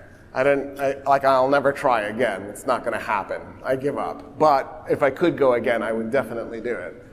When you get to Takht Jamshid, there's walls that show people in every kind of dress imaginable because it's a celebration of the nations. The Romans erected a monument to the massacre of the Dacians. I'm pretty sure that in Rome there is the only monument commemorating genocide. It's still there. You can go see it. It's in your art textbook. Your art history textbook, they show you the bottom parts. They never show you the top. Because the bottom parts of the tower show the Roman army getting together to go, and everybody's excited about that. At the top, it shows the genocide. The Arabs are like the Persians. They didn't reject the different cultures. They didn't reject the different religions. They embraced them and they accepted them. And they said, yeah, cool, keep doing your thing. If you want to convert, do it. In other words, this wasn't a forced empire like so many empires in our history. Al-Farabi asks a question, though, that throws everybody off. Because, so, if I say you're tolerant, that doesn't mean you love the other guy. We should be a tolerant society. That's a really low bar, right? Tolerant is, yeah, the world would be better if you weren't here, but I guess I'll tolerate you. That's not especially amazing when a person says, I'm tolerant of others. What I think would be really amazing is if you said, I really love others. That's a different level. And Al-Farabi asks that question, and he does it in a way that makes everybody uncomfortable. So the first two names of God, God has 99 names, Rahman Rahim. The beneficent and the merciful. And it's pure mercy. It's not human mercy, right? Where you surrender to me and I'm like, I could kill you, but I guess I won't. Not that. It's pure mercy. The 50th name is Al-Haq, which means the truth. Al-Farabi asks the most annoying question ever. If God is beneficent and he's merciful, then why on earth are only 20% of the world's population Christians, Jews, and Muslims? Because in Islam, right, it's built in that Christians, Jews, and Muslims can get to heaven. In fact, they expanded it to include Zoroastrians.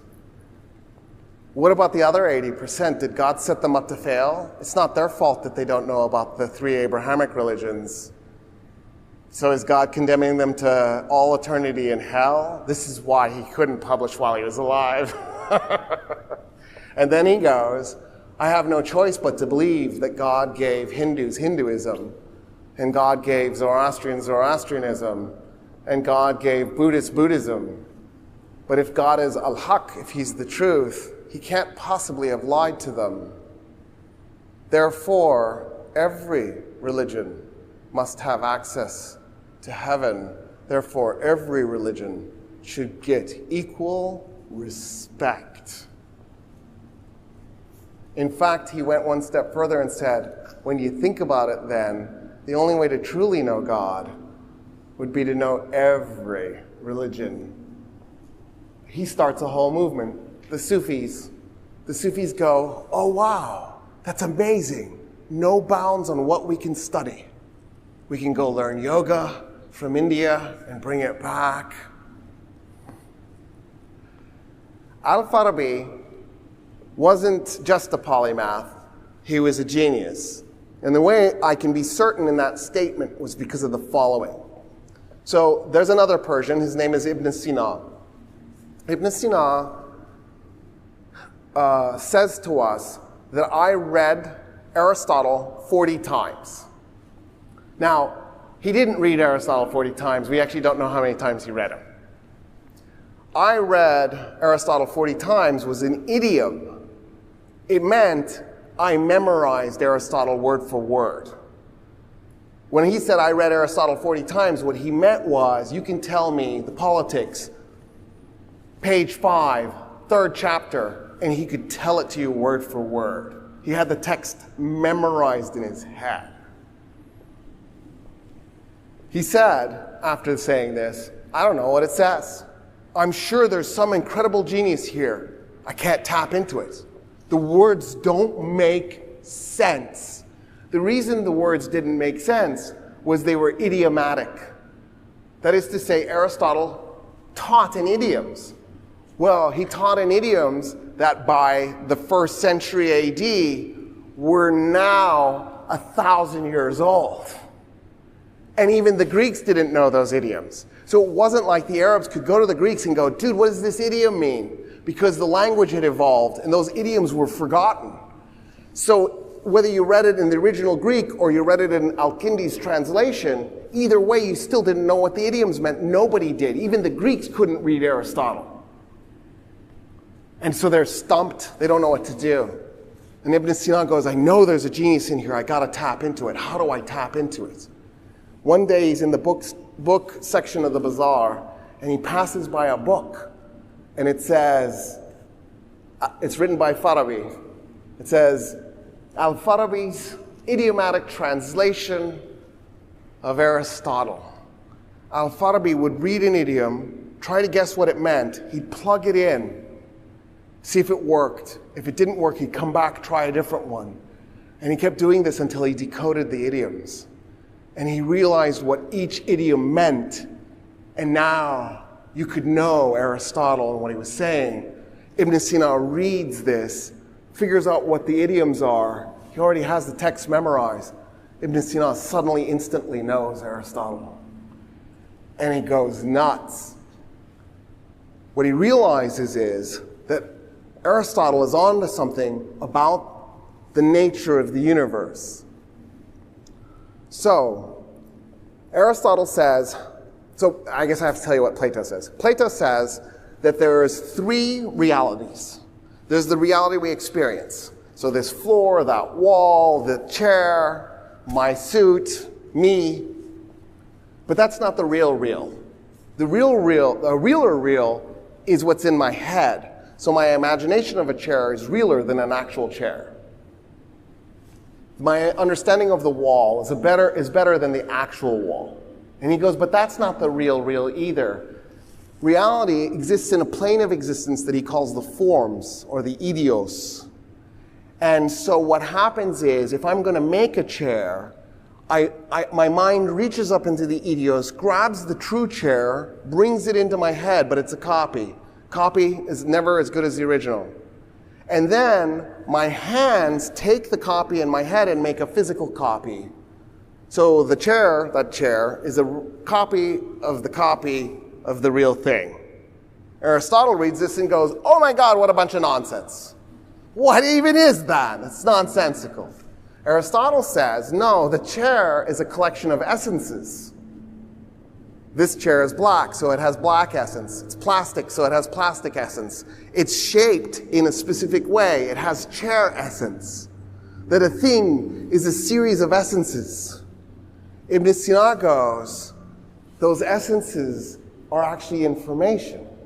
For example, there might be a scratch on that chair. And then the shape of the chair itself is information. And the molecular construction, he didn't have the concept of molecules, but they did have the concept of atoms. The construction, the material in there, that's also information. But he takes it one step further. He goes, so when that chair was originally made, it was not perfect, but it was close to perfect because it probably didn't have any scratches on it. It didn't have any damage. It didn't have any wear and tear on it. But then, as time goes by, more information is added to the chair because it gets bumped and it gets scratched. In other words, there's a relationship between information and time. Take me, for example. When I was born, I was a lot easier to describe, in part because I was a lot smaller. But also I had fewer scars, and there was a lot less information in my head. So the description of me was really easy. But as time goes forward, the description of me becomes more and more complicated. Until finally, I die, and my cells break apart and decay back into the earth. The description of me becomes extraordinarily complicated at that point. In other words, as time goes by, the universe increases the amount of information. And then he goes, oh, wow. What if we ran the clock backwards? So instead of us thinking about the future where there's more information, if we go back, there's less and less information. And he goes, okay, so at some point, we reach a moment where there's the minimum amount of information necessary for the universe itself to unravel from that moment. He calls that point in time and that information packet necessary being. In other words, 1,000 years ago, Ibn Sina described Big Bang and singularities and entropy.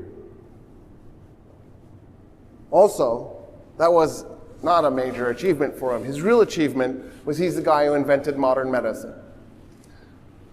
So if you look him up, it'll say the father of modern medicine.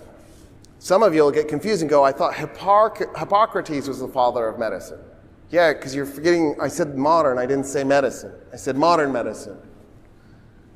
Until Ibn Sina, medicine looked like this. There was disease, and the way disease affected you, but was based on, did you eat fish and drink milk? And did a black cat walk in front of you? Was Jupiter in alignment with Saturn? If so, when disease hits you, you're going to bleed from the eyes and have uncontrollable bowel movements. Ibn Sina walks up and goes, this is nonsense. What are you talking about? There isn't disease, there's diseases. They're all different, and they have different transmission vectors. So one disease, you sneeze on it, you get it. Another disease, you touch fecal matter and you get it. Another disease is bloodborne. Another disease comes by insects. Another disease comes from rats. In other words, what we need to do is we need to think about the transmission vectors. In his book, here you go, Kanun Tib. Kanun means law. Q-A-N-U-N. So if you're in physics and they say you need to read the canon, C-A-N-O-N, not C-A-N-N-O-N, means law because it's an Arabic word. You're using an Arabic word. Qanun is Q-A-N-U-N. It doesn't have to be, but that's how I'm spelling it. It could be with two O's or... So, The Canon of Medicine is the book he writes. In it, he includes hundreds of cures. We still use a bunch of those cures today. In Europe and the Middle East, his book is still necessary reading in medical school. But that's not what's interesting about him. Here's what he says. He says, you know what's better than all these cures I stuck in here? Prevention. Your goal is not to get the disease to begin with. If you cannot get the disease, that's way better than getting the disease, risking dying and getting cured, and then dealing with the side effects of the disease later. That's why he's the father of modern medicine. He's that guy who said interrupt the transmission vectors.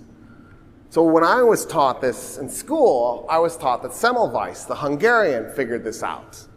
Yes, Semmelweis, the Hungarian, figured it out again 800 years after Ibn Sina figured it out first. Ibn Sina had a contemporary. His name was Ibn al-Haytham. Actually, for the record, neither guy was actually called Ibn Sina or Ibn al-Haytham. Their names were shockingly similar, and so it's hard to keep them apart. Abu Ali al-Hassan, Ibn Abdullah, Ibn al-Haytham, I think is Ibn al-Haytham, and then Abu Ali al-Hussein, Ibn Abdullah, Ibn Sina. So we just went, screw it, we're just going to use the last parts of their names, which is like their grandfather's name. And we're just going to reject the rest of it so that I don't have to remember which Abu Ali I'm talking about. And we can move on. So, Ibn al-Haytham was from Iraq. He was from Basra. He ended up, by the way, Al-Farabi actually was a student of Ishaq after Baghdad was created. That became the repository of knowledge. Baghdad was the center of it all. And Ishaq was a Christian Arab. And I just thought I'd throw that in there because I want to make sure that I didn't ignore the fact that this isn't just a Muslim project. This was also a Christian, and for that matter, there were Jews involved in this as well, because this was a tolerant society that embraced the differences and allowed them to thrive. And so Ibn al-Haytham goes to Cairo, and he starts working at Al-Azhar as a professor. Al-Azhar was a brand new school and mosque in a brand new city. Cairo is like the baby of the Middle East. It's only 1,000 years old, which is a joke for age, right? Everybody's like, oh, Cairo, so young. It's such a noob. And so Ibn al-Haytham is right there at the beginning, and he writes a book, which in 1021 is the Book of Optics. We think Ibn al-Haytham wrote 120 books. We have 30 of them. We're missing 90. Of the 30 that we have, they're almost all on mathematics. He was a mathematical genius. He started doing calculus before anybody. So, yeah, sorry, it wasn't Leibniz or Newton. It was Ibn al-Haytham. He's the guy who came up with the scientific method. So when I was a kid, I was taught it was either Galileo or it was Francis Bacon. Galileo maybe did something cool with cannonballs at the Leaning Tower of Pisa. I don't know. Galileo Galilei, I mispronounced his name. It's probably apocryphal. It probably didn't really happen. But if he did do the cannonball thing, that's all sorts of fun. Because you just say, look out below, and then he drops cannonballs. And the reason he did it was he was trying to prove whether or not Aristotle's assumptions about the heavier object will hit the ground first was true or not. And of course, they saw the two objects hit the ground at the same time. He had a solid cannonball and a hollow cannonball. So if Aristotle was right, the solid one would hit first. Aristotle wasn't right. Well, but he was kind of, but that's too complicated. We don't need to do that. It turns out it is true. The heavier object will hit first. It's just the cannonballs relative to the size of the Earth. Who cares? So the only way you can measure the heavier one hitting first is if you had lasers sophisticated enough to pick up the nanosecond difference between contact. In other words, if I had an object the size of the moon and an object the size of Mars, and I ran them towards the Earth, the Mars-sized object would hit first. But anyway, that's because of the way gravity works. So it was Ibn al-Haytham. He had a 6-step method for the scientific method. He's the guy who figured out the lens. I'm very grateful. Every day I wake up, I go, thank you. And I put them on. He reinvented the camera obscura. Lao Tzu invented the world's first camera obscura, but his material was just largely destroyed and not enough of it made it through. Ibn al-Haytham reinvented the camera obscura. During this time period, actually before this time period, around the year 800, the Arabs invented modern agriculture. The way they did that was they de-peasantized the population of farmers that they had inherited when they conquered the Persian and Roman empires. And they created private property with the hope that then the peasants who were now free, who now owned their own land, could do whatever they wanted to with it. They would experiment and they'd figure out the best ways to do agriculture instead of just doing the same old thing over and over again. In other words, the incentive of profit motivation might trigger something, and it does. One of the things that they figure out is crop rotation. They're the guys who invent that. They also realize, don't keep planting the same crop over and over again. What if there's a blight? What if there's an insect plague? You're reliant on one food, makes you dangerously at the mercy of that food. And so you need to have diversified crops. So one of the things the Arabs did was they went around looking for new things to grow, and they're the guys who start the coffee industry. They take these beans that they find in Ethiopia that they realize they can do something with, and they bring them to Yemen, and they plant them in the province of Yemen named Mocha, and start the coffee industry.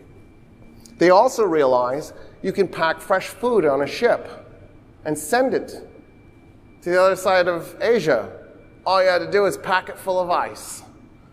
And so they were sending fresh food to China and India by packing ships full of ice. They had plumbing. And by plumbing, I mean fresh water was pumped in, sewage water was pumped out. They invented water wheels to make the pumping work, so you could just use the power of a river to run your pump. They lit up their streets at night. So in other words, if you walk down the streets of Baghdad 1,000 years ago, as you're walking down that street at night, there were oil lamps.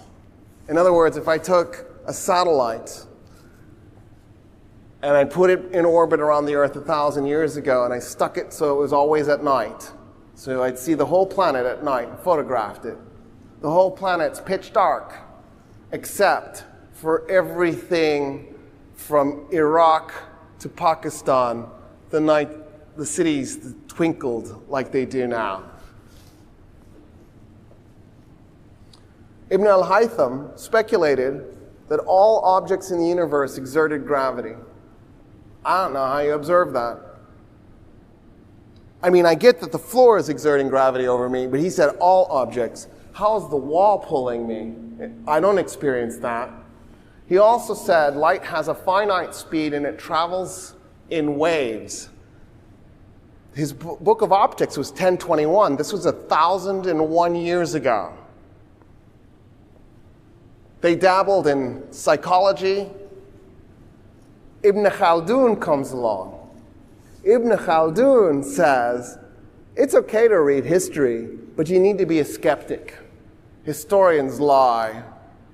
Don't believe everything you read.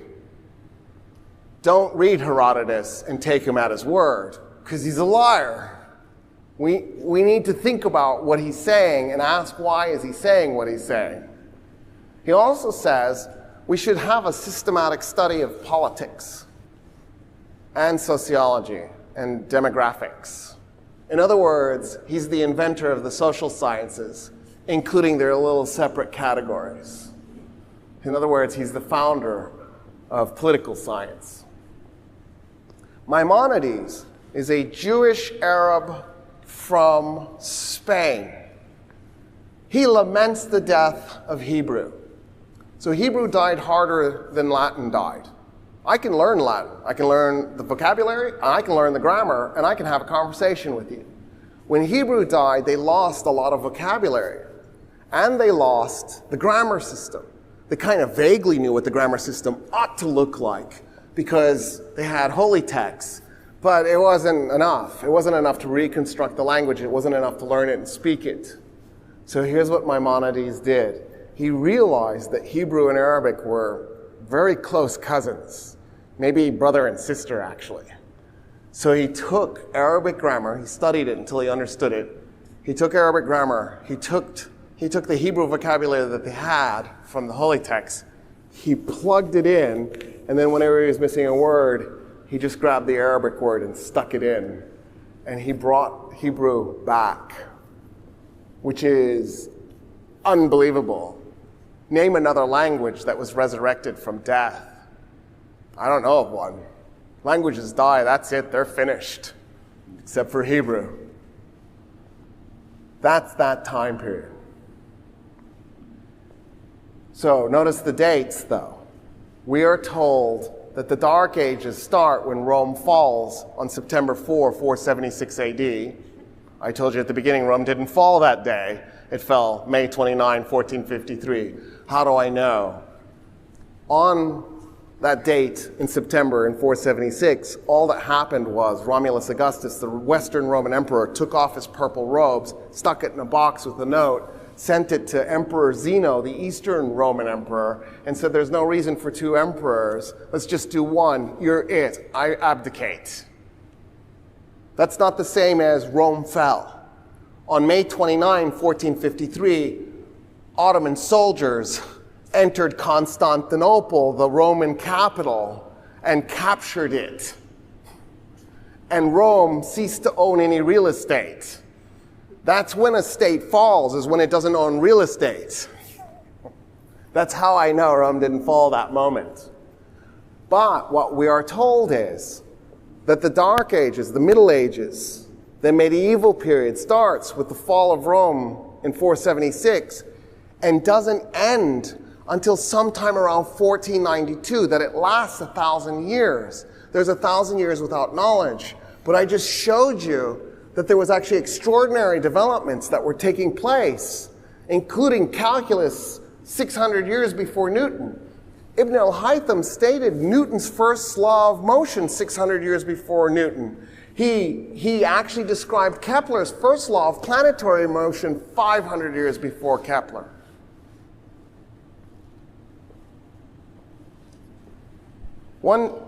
I was working on my graduate degree.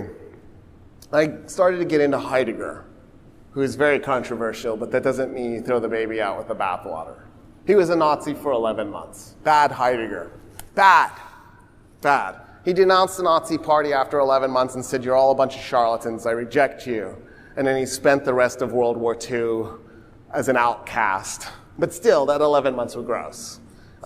He got his professor fired and then took his job. His professor was a guy named Husserl. He was Jewish. I'm doing this because I just don't want anybody to be confused about why I'm reading Heidegger.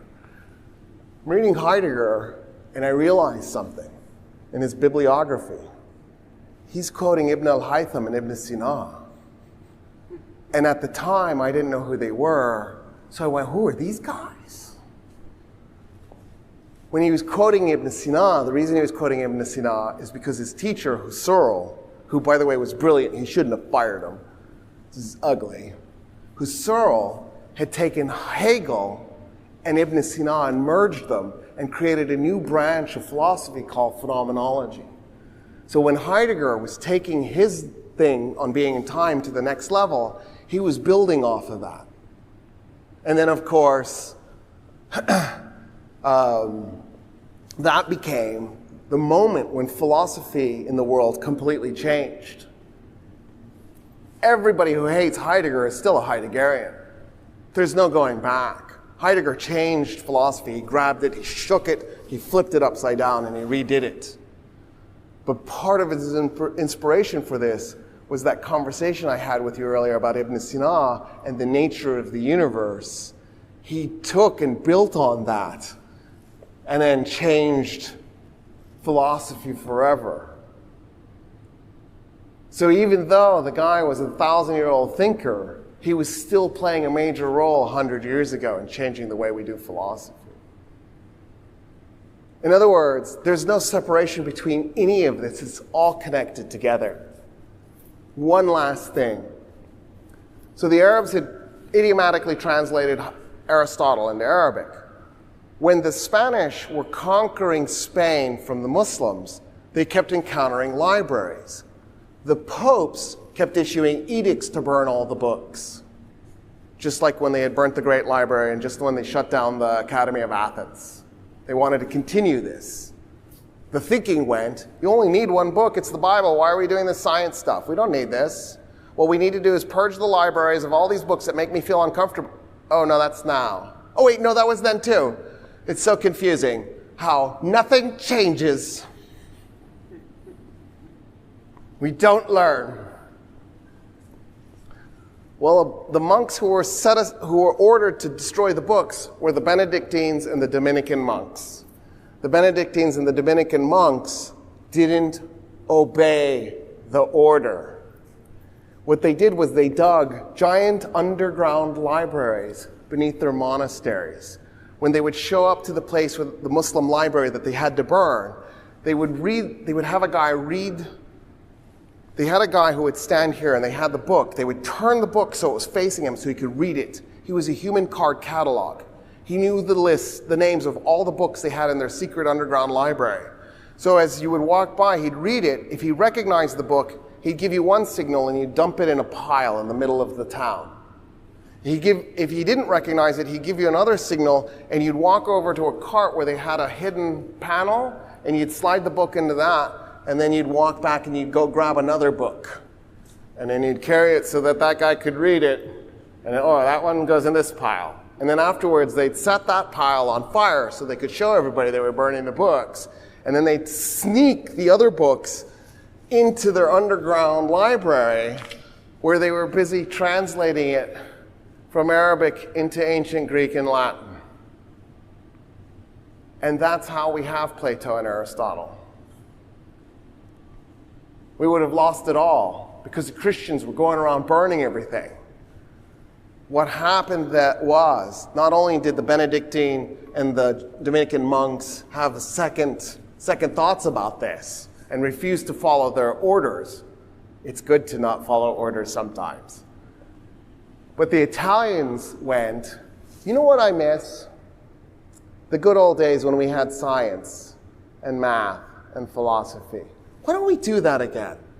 And sometime around 1300, they do the Renaissance. 1300, the Crusades end in 1291. After the Crusaders start coming back, they go, you know what we saw when we were there murdering all those Muslims and Jews? They had indoor plumbing and medicine and crop rotation. They're talking about things have gravity. And that light has a finite speed, and that the universe originates from a point of information. And the Italians go, oh wow, that's so cool. Let's do that here. Isn't that crazy? All right, let's do Q&A for a few minutes and then we have to go. Absolutely. Okay, so the question is, does the Arabs being in Sicily for 2 centuries have an impact on the creation of the Renaissance? The answer is yeah. There was a guy named Frederick II. He happens to be one of my favorite ever rulers.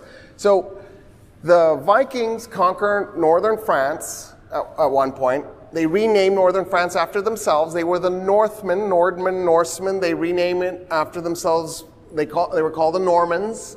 They call it Normandy. The Normans at some point get really bored. They're like, dude, I'm sick of watching peasants grow things. When was the last? So they're saying it in French, but with a Viking accent, right? Because they stopped speaking German and they started speaking French. So just imagine, you know, like the lilting, I can't do it, right? Something like that. That means happy birthday. So get that going in your head, but do it in French. Je m'appelle Sven, ja. It must have been horrific for French speakers to hear this. And one day they're just like, you know what, dude, let's go kill somebody.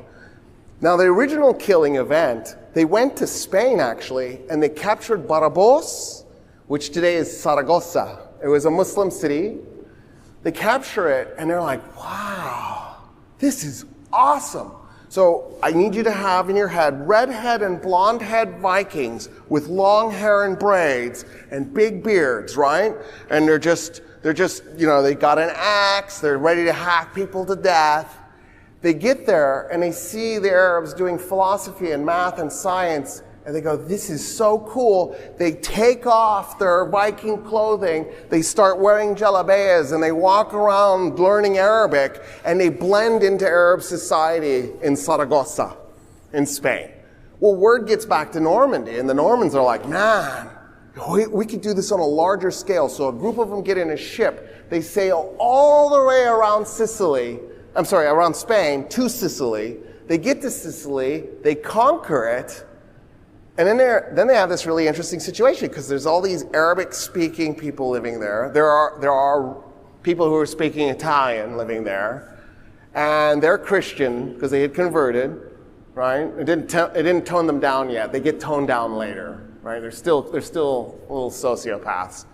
And then little by little they start to marry into German royalty. This is complicated. And eventually there's a guy named Frederick II. If you look at coins from the time period in Sicily, one side is in Arabic, the other side is in Latin. Frederick II actually had a bureaucracy made up of Christians, Jews, and Muslims. And he learned Arabic. He didn't just learn Arabic, he spoke Italian and German and French and I think 2 other languages. The dude was just, is that a polyglot? I forget what there's a polyglot. Anyway, whatever it is, he was that guy. And he would read texts in the original Arabic, and then sometimes he'd translate them in Latin. He even did his own science. He was so in love with the Muslim world that after throwing the Crusaders out, he was approached to see if he wanted the title of King of Jerusalem. And he didn't send an army and conquer it. It was just a symbolic gesture. He eventually will become the Holy Roman Emperor, which means he also owned Italy and Germany. And he's spreading his ideas. He got into falconry, right? The quintessential Arab sport. Like he's out there with falcons reading original Arabic script, learning how to do this. And it pissed off the popes. He got excommunicated twice. He led an army to Rome twice. He conquered it and captured the pope and cut his head off a couple of times and instituted new popes a couple of times, because all that sciencey stuff that he was learning was apparently corrupting his soul. But yeah, it's the same time period. It's that moment when Italy is rethinking, maybe burning the books wasn't a great idea. So you have 2 ways of thinking about this. You can pretend that Islam held on to Western civilization while Western civilization was burning itself to the ground, and then Western civilization just reconstituted itself. Or you can realize the truth, which is that the Arabs were Western civilization all along. Islam didn't necessarily save something that it wasn't. It saved itself. It just took it to a new level. The Arabs weren't doing something that was alien to them. They were part of Western civilization. They even had a Western civilization religion because, right, Islam is an Abrahamic religion. So they had all these Western civilization traditions. When they conquered that part of Rome and Persia, that was part of Western civilization that had never stopped being Western civilization. What happened is you were taught it in an Islamophobic way, so all the Muslim parts were just simply deleted. And so now we think of this as an East-West divide, and somehow the Muslims are on the east side of it. They're not. That woman, when she told me Egyptians are Easterners, she's just flat out wrong. This is part of Orientalism. It's an attempt to make you see the world as us versus them. It's not. It's just not. In Texas, for example, we do community property divorce. We got that from Mexico. Mexico's Catholic. It didn't have divorce. Mexico got it from Spain. Spain is Catholic. Spain didn't have divorce. When the Arabs ruled Spain, they got sick of all the deadbeat husbands who were divorcing their wives for younger models and then leaving the children to be raised by those divorced wives who no longer had a source of income. So there were all these kids living in the streets. So what they did in Spain was they created a system where all the property generated from the moment of the marriage's start to the moment of the marriage's end got split in half, period, end of story. That's community property law. So you'll hear this thing that conservatives will say, I'm worried about Sharia law. Well, then don't get divorced. Because that's Muslim law. The taco. When the Spanish conquered Mexico, they said, make this. The thing they were saying to make was shawarma, because the Spanish were Arabs. They were just self-hating Arabs who rejected their Arabness. So they had flatbread food with meat in the middle and then vegetables and a sauce you put on it that they would fold like this. The Aztecs go, we don't have those ingredients. The Spanish go, you're our slaves, we're going to kill you, make it anyway. So the Mexicans went, fine, and then they made a tortilla and they put meat on it. And they did a salsa because they needed the ingredients because they didn't have tahina. And they were just stuck. So the next time you're eating tacos, remember that it's actually originally Arab food. It's just a Native American version of Arab food. Al pastor, you're like, that'll work. I'll eat pork. That way I don't have to actually eat Arab food because Arabs don't eat pork. So about a little bit less than 200 years ago, 150 years ago, Arabs started to move to Mexico. Those Arabs wanted to make shawarma. They're like, my God, tacos are basically just shawarma. How did that happen? Because they didn't know the original story. So they're sitting there going, I want to make the shawarma with lamb. I need a fatty meat. There just isn't enough fatty meat in pork.